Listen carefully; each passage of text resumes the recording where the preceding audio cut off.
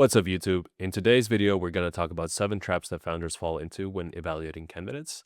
And I want to show you how to separate A players from pretenders. And if you're currently hiring, or if you've done hiring at any point in time, you probably have one of the two frustrations. So number one, you might be missing out on A players, and you're aware, right? You're aware that you can attract them. So that's one huge frustration. That's not what we're going to talk about today. We have other videos on the channel talking about it. The frustration we're going to talk about today is that when you have a candidate, you get the wrong one. So they look great. You think they're going to do the job, but they end up being a massive failure. So we're going to talk about how to avoid that in today's video. Real quick about me. My name's Ugis. I'm a founder that's turned headhunter.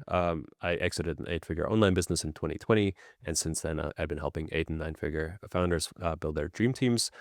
Some of the real nice success cases we've had is we poached Hormozy's marketing director for one of our clients.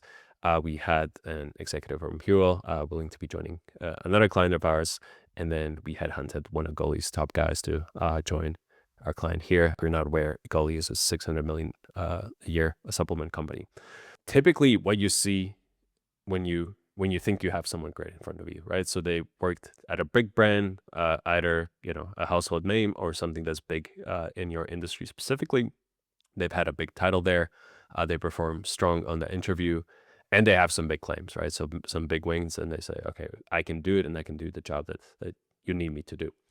But impressive looking isn't always effective, and the stakes are really huge, right? So if you make a bad read during the hiring process, so you make the wrong hire, or you miss on a hire that's actually really good and would help you, you will have the same bottleneck. And the reason we hire in the first place is to solve our bottlenecks, right? So that the company can grow. And yeah, we solved the biggest issue in the business. But if we make the wrong hire, we're not doing that. The growth slows, and you'll lose 6 figures roughly in direct costs. And depending on the size of your company and the size of opportunity, you'll miss out on 7 to 8 figures in upside, right? In alternative costs. So the stakes are really, really high. Hiring is not always the hottest topic, but it really is a growth problem. And that's something that you as a founder should really care about.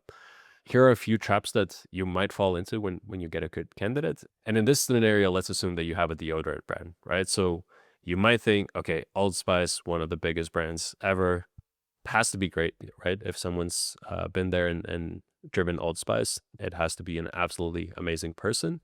But it doesn't mean it's going to be a fit, right? So they've been around for almost a century.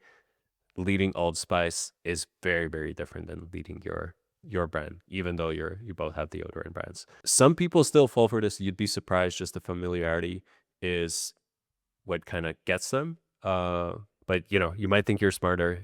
You're gonna think, okay, Old Spice, no, that's way too established. But let's go for something like Dr. Squatch, right? They've had amazing success in the past decade or so. They've been acquired by Unilever for $1.5 billion.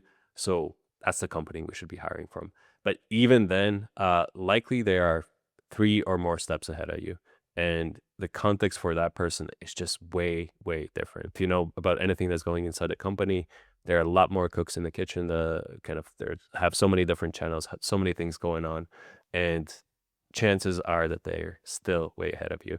And a good analogy to think about is that you might be enamored by a container ship when you really need a speedboat, right? So you're at a stage of a speedboat rather than a container ship, and that should make sense to you. What you want to do instead is go for people that have had results at companies that are 2 steps ahead of you. So that context is going to be a lot more relevant. So they likely will have the same constraints. They likely will operate at the same speed. These are the best kind of people that you want to go after. But still, even if you get someone from a really relevant context, there are a number of other traps you might fall into. So the third one is polish trap, as how I'd call it. So people who are really smooth talkers on the interview, they might have every answer to your question, but they're just not able to execute. And this is quite easy to check, right? You give them something to actually do and see how they turn out. But many people skip that step, and they find this smooth talker, but that person's later not able to accomplish the results they're being hired for. Then you might have a headline trap, someone who has very big claims. They say, okay, I achieved really great results, but they're not able to give you specifics. And if that's the case, you can pretty safely assume that they're not going to do it for you. You're looking for people who can explain their success. If they're not able to explain it, then it's just not going to translate to your context. And that's something you ask about very thoroughly. We'll get to that in a second. And a similar kind of trap is judgment trap, where instead of talking about what's been done in the past, they need to come up with what to do in the future, or what to do with your problem. And what you need to do is give them your problems and see what they come up with, and see if their thinking aligns, if it makes sense. If they were tested in real life, what would actually happen, right? What you want to do is ask about their biggest wins, ask for the full story, metrics, decisions, trade-offs, failures. If they're not able to tell you about that, it's very unlikely they'll be able to perform. All right, let's say you avoided traps 1 through 5, right? So you have someone that is not necessarily from the biggest brand. They're not even 3 steps ahead of your context. They're 1 to 2 steps ahead. They are polished, but they're also able to back it up by execution. They have some nice wins in the past, but they're also able to walk you through the specifics, and they give some nice solutions to your problems, and they're able to essentially figure it out. Unfortunately, that's not it. There are a few more traps that you need to avoid. And number 6 is the initiative trap. And it probably might be the hardest one to determine. So you really want to look out for it. But if someone is able to do the job, it still doesn't mean that they will make it happen. And it might be that the person doesn't even want the job. So that's what you're looking for, right? So are they showing signals that they're actually interested, that they want the job, that they're enthusiastic, and that they will take initiative, right? That they don't wait around for instructions, and they'll get it done. Because if someone has all the answers, but they're not actually putting them to use, that's no good for you either. This one's the hardest one to determine. One extra tip that I would have for you here is try and see if the story of that person joining you actually makes sense, right? So does your role fit into their career trajectory? Is that something that a high achiever would want to do? If it seems like yes, it adds up, it makes sense, someone who's of that caliber would want to join you, that's a good sign. If it doesn't fully make sense, there might be something else going on, and you will not get the initiative that you need. And the final trap is the ego trap, right? So not only can the person do the job, will they get results, but also if they're pleasant to be around, and essentially if they're not an asshole. See how they treat people below them, what happens when things go wrong, and do they look for solutions first or blame others first? And a low ego person will be respectful to everybody. They will own mistakes. They will look for solutions first. An ego-driven person will manage up. They will try to sell things to you. They will blame others, and they will put themselves first. To summarize, let's look at what you might reward versus what actually works. So what looks impressive is logos, polish, confidence, status. What actually works is someone who's done it before in a relevant context to yours, has the proof, can walk you through it, has own things, shows high judgment, and has a low ego. What looks strong isn't necessarily what actually works. And then you look for those same things, right?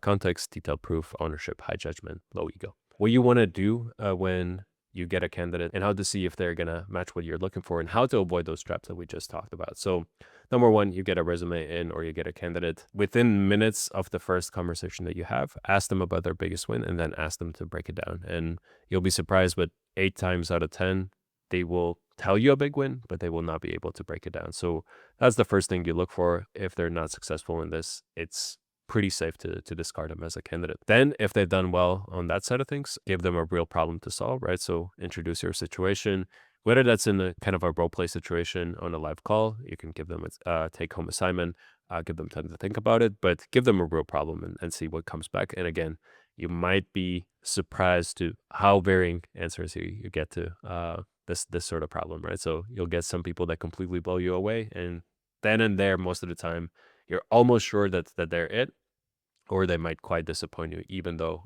they've done really well up until that point. If at all possible, what I strongly suggest is some sort of trial period. So they might work during the evenings, on the weekends. It doesn't need to be a long time, but you need to really lock in the conviction on both sides that this is really the right person and the right opportunity for them. And usually what happens is within almost the first hours of working together, and definitely of the first days of working together, you just see, are we a fit, or are we not a fit? And the painful thing is that many times you go through a lengthy hiring process, you interview a bunch of people, you make your choice, then they have some notice period, and sometimes even months later, you get them in, and within the first week, you realize I made a huge mistake. A good way to avoid that, and it's really beneficial for both sides, is having a trial. And then another thing you can do is use references to see how they work. So overall, I'm a bit skeptical on how references are used normally. So people like to ask, essentially rely on other people to make the judgment for them. That's a really risky strategy, and not something I recommend, or that's not essentially how references should be used. But you can find out what it's like working with them and how to best use their talents in a job. So that's another thing I recommend you do. If you're looking for a really good hire, don't make it based on who interviews the best. Hire the person who actually solves the bottleneck, right? Again, that's the whole reason we're hiring in the first place. If you get a key role, book a call. The link's in the description. But either way, thank you for watching, and I'll see you in the next video.